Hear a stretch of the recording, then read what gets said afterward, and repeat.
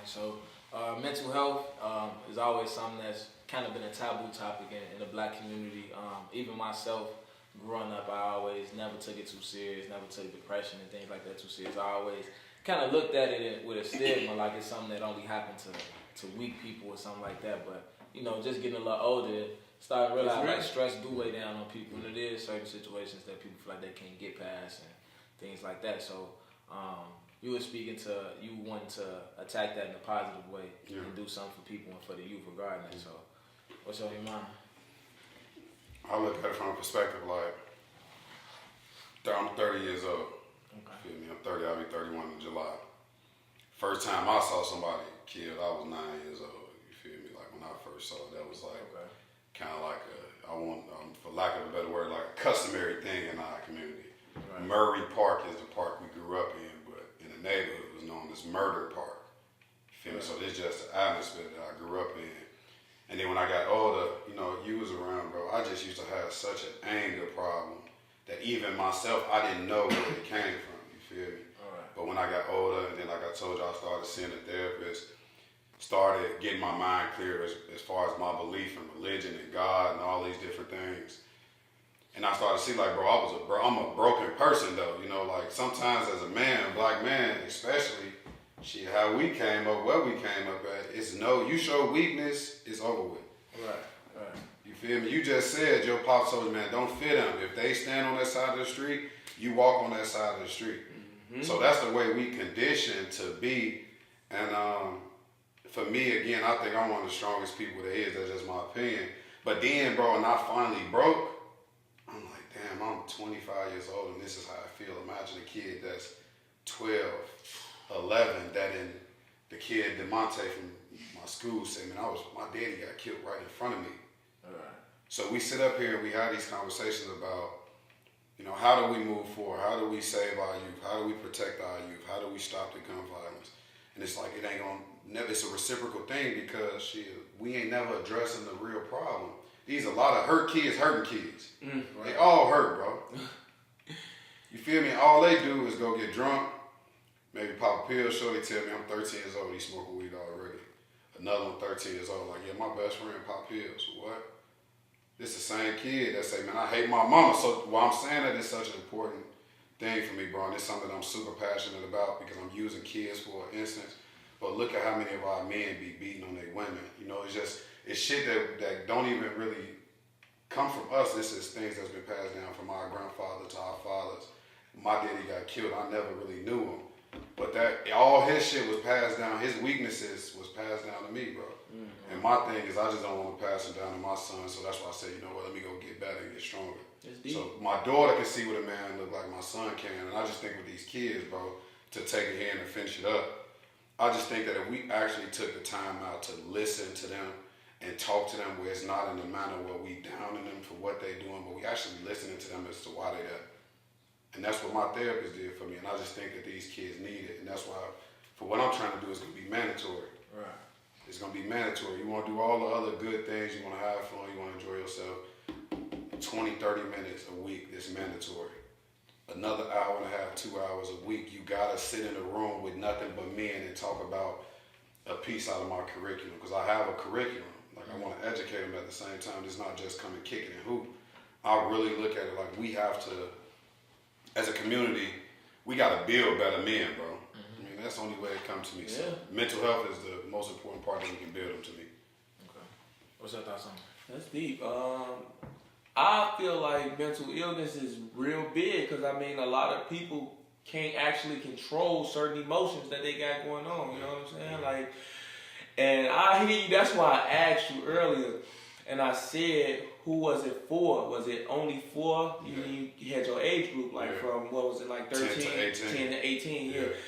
Man, I think everybody need it, man. I run across people that just, can't control themselves, you know what I'm saying?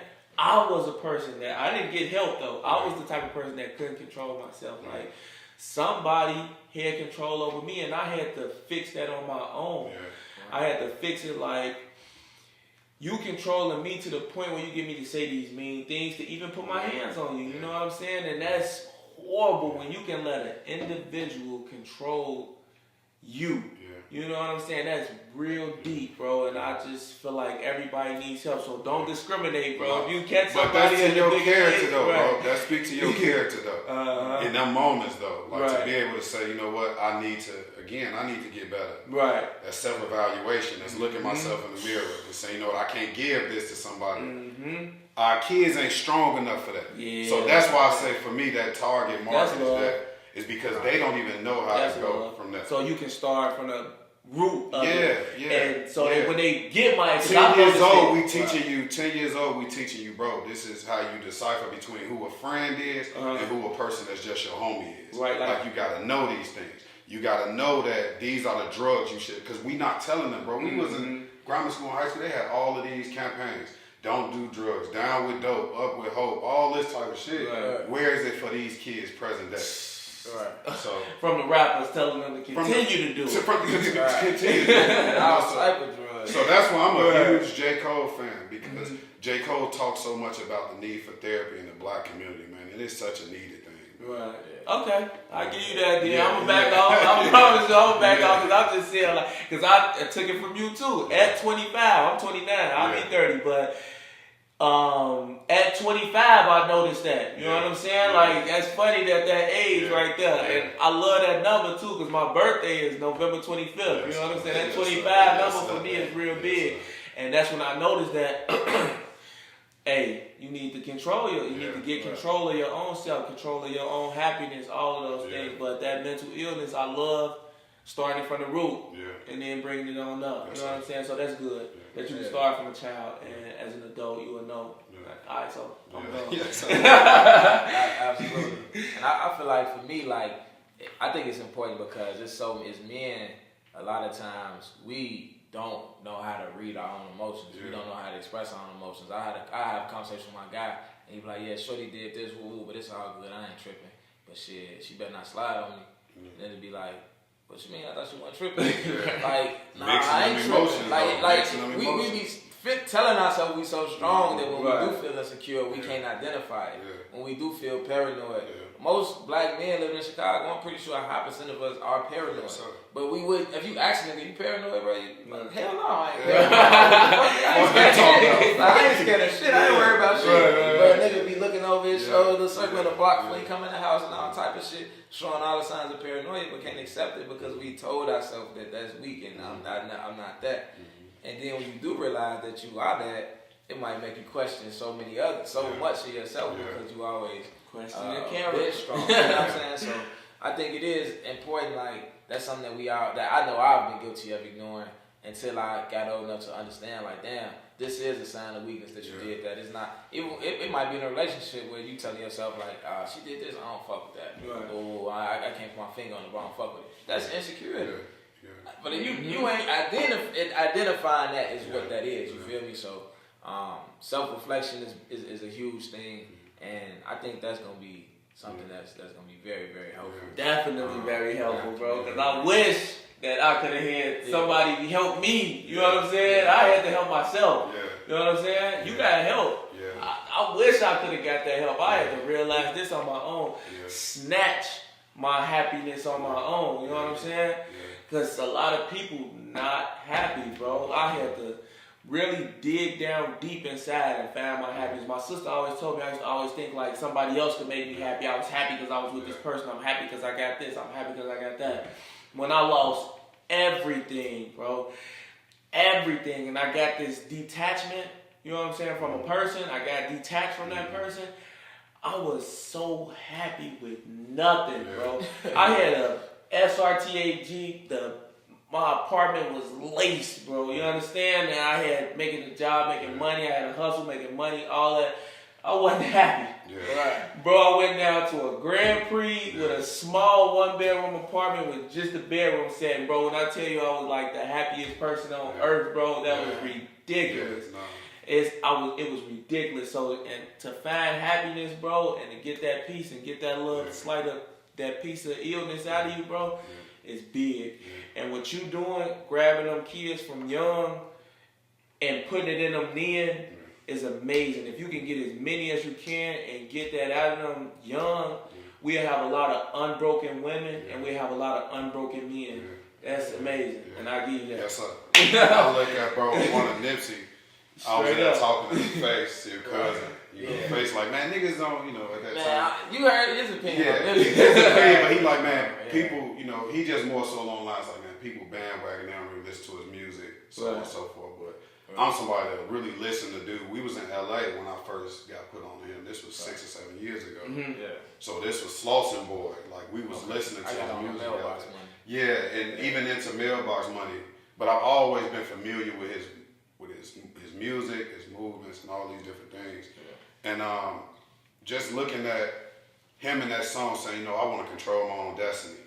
Like that was his main thing. He was like, man, I want to control my destiny. And I just look at it again, using the kids, using your situation where you saying I had to go get my happiness. That's what that is, bro.